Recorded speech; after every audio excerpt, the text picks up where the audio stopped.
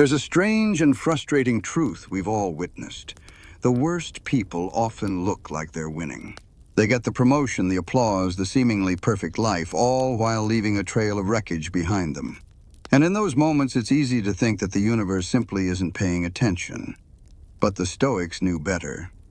They understood that life doesn't settle its debts in a public square for everyone to see. It's not a dramatic lightning strike from the heavens. No, it's far more intimate than that. Karma is a silent auditor. It collects its dues quietly in the one place no one can ever truly escape, the quiet courtroom of their own conscience. This is why the wise don't chase revenge. They don't need to. They simply observe and they heal. Because while you are busy reclaiming your peace, a subtle, unshakable justice is already at work. You're thinking about them right now, aren't you? The one who lied, who betrayed you, who manipulated the narrative and walked away completely unscathed. Or so it seemed.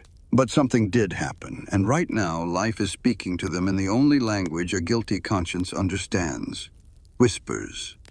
Whispers they feel in the dead of night, when the distractions fade and the applause dies down. In this video, we're going beyond the obvious. We're not just looking for 5 signs, we are uncovering the 7 deep, silent signs that someone is already receiving the inevitable consequences of their actions. These aren't the loud failures you might be hoping for. They are the subtle, internal erosions that only a trained eye can recognize. This isn't about wishing them harm, it's about understanding the truth. And the truth, as we'll see, has a voice that is far louder than any scream. It's called silence. Let's begin. So, let's talk about the first and perhaps the most common silent sign. It's the one you see when you're scrolling late at night, the one designed to hit you right where it hurts. I'm talking about the fake happiness campaign. Suddenly, their social media feed explodes. It's a highlight reel on overdrive. Photos from new cities you never visited together, clinking glasses with a new circle of friends, and, oh, the captions. Those generic, almost robotic captions about healing, good vibes only, and cutting off toxicity. And for a moment it stings. It's meant to. You might look at that forced, wide-eyed smile and think, wow, they really are better off without me. But a Stoic would tell you to look again. Look past the filter and observe the truth. Because here's a fundamental principle of a well-lived life. Genuine happiness whispers, it doesn't scream. It doesn't need to post a daily progress report. It doesn't need an audience. What you are witnessing isn't a celebration. It's a performance. A carefully constructed PR campaign designed not to convince you, but to convince themselves that the gaping hole you left behind isn't there. Think of it like this. Have you ever seen someone who just won the lottery running down the street, waving the ticket and shouting, "I'm rich, I'm really, really rich"? Of course not. They secure the ticket, they call a lawyer, they act with quiet intention. The only people who shout about their success are those who are deeply insecure about it. This is the essence of what Marcus Aurelius meant when he wrote, "The happiness of your life depends upon the quality of your thoughts, not the quality of your Instagram posts." True contentment is an internal state, a quiet garden you cultivate within. What you're seeing from them is the opposite, a desperate attempt to build a loud, flashy, artificial garden on the outside because the soil of their conscience has become barren. So when you see this performance, don't mistake it for victory. Recognize it for what it truly is, the first sign. The frantic, noisy, over-the-top display is not evidence that they've moved on. It's the sound of a collapsing ego trying to convince the world it's a skyscraper. And we all know, true strength is quiet. But what happens when the party ends? When the last friend has gone home and the front door clicks shut, leaving them alone in the hallway? This is where the public performance stops, and where we find the second, much deeper sign, a profound, almost frantic fear of being alone. Think about it. Have you ever known someone who simply cannot stand the quiet? The moment they walk into a room, the TV has to be on, a podcast has to be playing, music has to be blasting. Their schedule is a relentless marathon of social events, one bleeding into the next, with no room for a single evening of simple, solitary reflection. It might look like they're just an extrovert, a social butterfly living their best life. But again, a Stoic observes the why behind the action. And the truth is, they aren't filling their lives with noise because they love company. They are filling their lives with noise because they are terrified of the alternative. For them, silence is not empty. It's haunted. It's in the quiet moments that the echoes of their actions begin to surface. It's not a loud, accusing voice. It's more like a low, constant hum in an otherwise silent room. The unmistakable frequency of their own conscience. The memory of your face, the weight of their choices, the person they know they became, it all lives in the quiet, and they will do anything to drown it out. This is the exact opposite of the Stoic ideal of tranquility. The ancient philosophers, from Seneca to Marcus Aurelius, saw solitude not as a punishment, but as a sanctuary. It was a sacred space to converse with one's own soul, to find clarity, and to strengthen one's inner citadel. For the person carrying the weight of their karma, that very same space becomes an interrogation room. And so their punishment is not one of chains or bars. It's a far more modern sentence. They are condemned to a life of perpetual distraction. They are fugitives from stillness, forever running from the one person they can never truly leave behind, themselves. And that in itself is a prison with no walls and no escape. The first two signs dealt with their outward actions, what they do in public and how they run from themselves in private. This third sign, however, is far more intimate. It's about what they don't say and how loudly they don't say it. The sign is this: you still live in their mind, rent-free. They will never speak your name in public again. It becomes a forbidden word. But if you listen closely, your ghost haunts every sentence. You see it in the cryptic quotes they post at 2 a.m., the ones about betrayal, loyalty, or the pain of letting the wrong people go. You hear it in the way they talk to mutual friends, dropping vague philosophical bombs like, well, some people just never appreciate what they have until it's gone. At first glance, it might look like they're just being dramatic or philosophical. But you know their language, you know their patterns. You were once close enough to read their silences, and now those same silences are screaming your name. This is not a sign of healing. It's a symptom of obsession. It's a mind caught in a loop, endlessly replaying the past, trying to rewrite the narrative where they emerge as the victim, or at least the wiser one. They are in a constant internal conversation with the memory of you, and these public posts are just the fragments that leak out. This is where the Stoic response becomes a masterclass in power. The great philosopher Epictetus gave us the perfect strategy. He said, "If anyone tells you that a certain person speaks ill of you, do not make excuses about what is said of you, but answer, 'He was ignorant of my other faults, else he would not have mentioned these alone.'" In other words, your silence, your peace, your continued growth, it becomes the ultimate rebuttal. You don't need to post a counterquote. You don't need to clarify the story. To engage is to validate their obsession.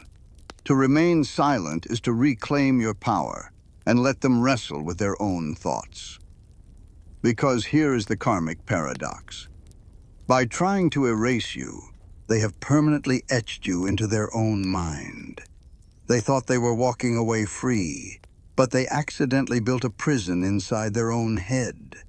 They are the sole inmate, and your memory is the ghost that rattles the bars.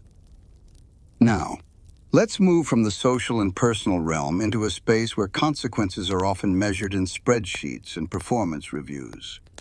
This fourth sign is one of the most subtle yet most devastating because it attacks the very engine of a person's life, their purpose. I call it creative dryness and professional stagnation. Have you ever seen it? Someone who was once a rising star at work, full of ideas and ambition, suddenly just stalls. The passion in their eyes flickers and fades. Their projects become lackluster, their contributions minimal. They're physically at their desk, but their creative well has run completely dry. They might blame their boss, the company, or burnout. But the root cause is often far more internal.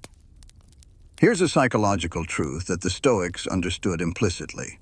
Your mental and creative energy is a finite resource. Think of your mind like a high-performance computer. When it's running smoothly, it can solve complex problems, create art, and innovate. But what happens when it's infected with malware, guilt, deceit, and the constant effort of maintaining a false narrative are the malware of the soul? They are heavy, energy-intensive programs running in the background 24/7. They consume all the processing power, all the RAM, all the bandwidth just to keep the system from crashing. There is simply no energy left for genuine growth, for deep focus, for that flow state where brilliant work is born. This is the modern application of Marcus Aurelius's wisdom. He constantly wrote about living a life of purpose, of contributing to the whole. This wasn't just a philosophical platitude. He understood that a life aligned with virtue is a life that is energized. When you betray your core values, when you betray someone who trusted you, you don't just create a moral problem. You sever the very fuel line to your own ambition and creativity. So the karmic consequence here isn't a dramatic firing. It's something much quieter, much sadder. It's the slow, agonizing fade into mediocrity. It's a quiet quitting not just on a job, but on their own potential. They are living a life in grayscale, unable to create anything vibrant or meaningful because all their color is being used to paint over the cracks in their own conscience. Karma doesn't always bankrupt your bank account. Sometimes it just quietly bankrupts your soul. We often imagine karma as a dramatic addition, a sudden car crash, a public humiliation, a lightning bolt of cosmic revenge. But the Stoics understood that the universe is far more elegant, far more precise. Karma doesn't always add chaos to someone's life. More often, the fifth sign appears. Life begins to subtract. Think of their life as a game of Jenga. When they had you, your loyalty, your support, your honesty, their tower was stable. You were a foundational block holding everything together. But when they betrayed that trust, they didn't just remove you. They pulled a critical piece from their own structure. At first, nothing seems to happen. The tower just wobbles a bit. This is where the subtractions begin, so quietly they barely notice. A close friend, tired of the drama, stops calling back. A mentor who once championed them suddenly becomes distant and unavailable. A business opportunity they were perfect for inexplicably goes to someone else. They'll dismiss each instance as a one-off. Just bad luck, they'll say. People are flaky. That company was a mess anyway. They failed to see the pattern because they refused to look at the source, the instability they created themselves. They don't realize that when you lose the trust of one good person, you send a silent signal to the world that you are not a stable structure. This is the logical consequence of their actions coming home to roost. You were the one answering the 3 a.m. panic calls, the one offering forgiveness when they didn't deserve it, the one believing in their potential when they couldn't see it themselves. They treated your support not as a precious gift, but as a given, something that would always be there like a utility. And now, the utility has been shut off. The subtractions continue until one day, they look around and find themselves standing in a hollowed-out life. The support system is gone. The genuine connections have dissolved. All they are left with are transactional relationships that feel thin and fragile. The karmic lesson here is breathtakingly simple. The most profound punishment isn't the presence of new pain, but the deafening, echoing absence of a blessing they once held and broke. The void they feel is the exact shape of what they chose to throw away. The subtractions we just discussed were external: friends, opportunities, support. But this sixth sign is arguably the cruelest consequence of all, because the erosion moves from the outside world and begins to rot the very foundation of their inner world. The sign is this: the complete and utter collapse of trust. You see it manifest as a kind of hardened cynicism. They'll say things like, "Everyone is out for themselves," or "You just can't trust people anymore." On the surface, it might sound like a wise, world-weary perspective born from experience. But it isn't wisdom, it's a confession. They begin to question everyone's motives. A kind gesture from a new colleague is seen as a ploy for power. A loving word from a new partner is scanned for hidden meanings. They become a detective in their own life, but they aren't looking for truth. They are relentlessly searching for confirmation of the one belief they now hold sacred: that everyone is as capable of betrayal as they are. Why does this happen? It's a classic case of psychological projection. Because they are now intimately familiar with the playbook of deceit. They know how to fake a smile, how to tell a convincing lie, how to hide their true intentions. And so, when they encounter genuine kindness or loyalty, their internal alarm system, now calibrated by their own actions, screams, "It's a trap." They can no longer recognize authenticity in others because they have compromised it within themselves. The Roman Stoic philosopher Seneca diagnosed this condition almost 2,000 years ago with chilling accuracy. He wrote, "He who does wrong rarely trusts anyone else because he knows what he is capable of." This is karma's most insidious punishment. It doesn't just isolate them from other people, it isolates them from the possibility of human connection itself. The ultimate tragedy isn't that they can't trust a new friend or a new lover, it's that they can no longer trust their own judgment. And so, they are sentenced to a life lived in a prison of paranoia, where every open door looks like a trap, and every outstretched hand holds a hidden knife. They didn't just lose your trust, they lost the ability to trust at all. And a life without trust is a life without peace. We've journeyed through the subtle erosions of the soul, the fake happiness, the fear of silence, the slow collapse of their inner and outer worlds. But this seventh and final sign, this one isn't a whisper. This is karmic justice in its most poetic, most undeniable, and most terrifying form. The final sign is this: life sends them a mirror. It shows up not as a bad match or a difficult person, but as a walking, talking reflection of everything they once were. It starts, as it always does, with intoxicating charm. They meet someone new and the connection feels electric, instant, magnetic. They think, "Finally, I've met my match." But what they don't realize is that they aren't falling in love with a person. They are falling into a karmic loop designed to show them not who they love, but who they have been. And then, the pattern begins. Remember how they made you feel unsure, like you were never quite enough? Now they are the ones checking their phone for a text that never comes. They are the ones waiting by the phone for a call that gets ignored. They once called you too emotional or needy for wanting basic respect. Now they are being dismissed with the exact same words when they dare to express a need. They once played hot and cold with your heart. Now they are shivering in the silence of someone else's indifference, only to be flooded with affection when it's convenient for the other person. At first, they will rationalize it.